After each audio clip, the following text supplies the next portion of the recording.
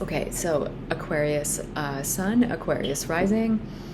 This is like a little planetary roundup for August 23rd to 27th. And in the middle of the week, I have some things that I want to talk about here. So basically, Mercury has been in Virgo. So Mercury is thinking, communicating, speaking, writing, and he's in Virgo, his home sign, where everything is at his fingertips. Everything is working. He's fully charged up, Mercury, and we want that. And he's been in your 8th house, so that's other people's money or taxes or inheritances or possibly spouse's money. Or just maybe debts owed or debts collected, something like that. But Mercury is strong there. There is like a flow of information, of facts, of analysis. It's like real and strong. Coming up to these next few days, Mercury will be opposing Neptune in your 2nd. So Neptune is not facts and hardcore reality. Neptune is more like the things that are obscuring or dissolving, things that are not exact. Neptune doesn't show truth. It shows more of a idea of what you want things to be, or it's kind of like this light over here, like, oh, it's magical, but then you're like, no, it was just like this reflection. That's kind of a Neptune moment where you think something might be one way, and it could be really bad, or it could be really amazing. But either way, the reality is Neptune will clear like fog, and then that, the magical light goes away. Not like you have no light left, but it's just, it's something you can't hang your hat on. You can't bet on it for the next day. It's not going to be, something that's going to be having longevity. It's ethereal, it's flowing, it's underwater. Okay, so that tells me that things from the 8th, other people's money, where facts remain, are kind of coming up against your 2nd house, where Neptune is, your 2nd house of your income, your assets, your money, your earned income and possessions. I would say there is some kind of discrepancy there with maybe an idea of what you have or what other people have, or something about,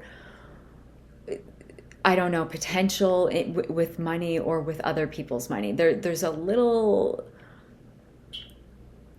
There's a story that is not being shown, or like too much of the story is being like blown overboard, where it's just like, actually, it's not that bad, or it's not that amazing. It's just this in the middle. It's like somewhere in the middle is the truth.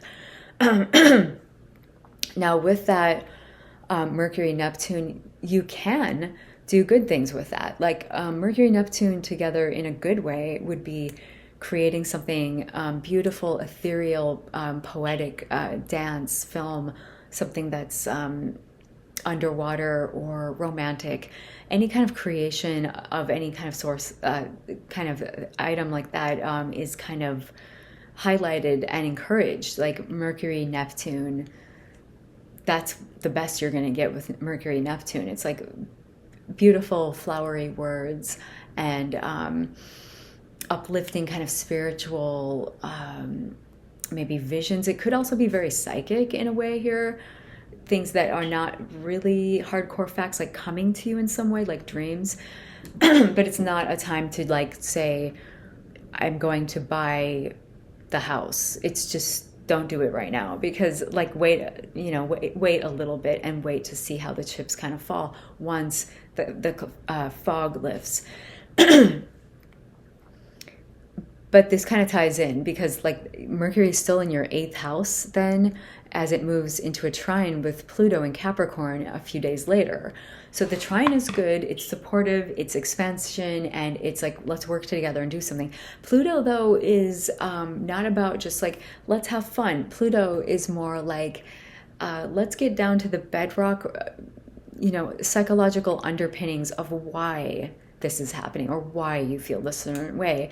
So with you, that is in your 12th house, and that is a place of being away from the world, taking time out, almost having a silent retreat of sorts, or being in meditation, being in deep spiritual, this is an other world place. Like the 12th house is not school or something. It's, or, you know, your home. The 12th house is an otherworldly place where we go to get away from this world. And it can be about deception, maybe, if you're going to go deep into that. But I mean, it could be a place of deception if the 12th house is being like, you know, if Neptune was in the 12th house, yeah, then you'd be really like, what is real? What is going on? So I would say with Pluto there, though, it's kind of uncovering some deep truths about the psychological underpinnings of yourself, of your emotions, psychological things that you've warehoused away. Why are they there? What are we doing? And that Mercury Pluto is kind of like, okay, let's get down to business. This is like, you know, this isn't small talk. This is real. And, you know, it's helpful. It's very helpful with that trine. And I want to say to people, this all is about thinking, communicating, writing, analysis, because it's all Mercury. Next week, we're going to have Mars going through the same late degree, you know, path in Virgo. So Mars is a completely different flavor. And next week, Mars is kind of like, oh, okay, so that was the illusion, or that was the thing that was kind of blurry. Then we came to a conclusion with this bedrock sort of breakthrough almost. And now I'm taking action. I mean, Mars is action, is about going out and getting things done, and your drive, your will, your get up and go.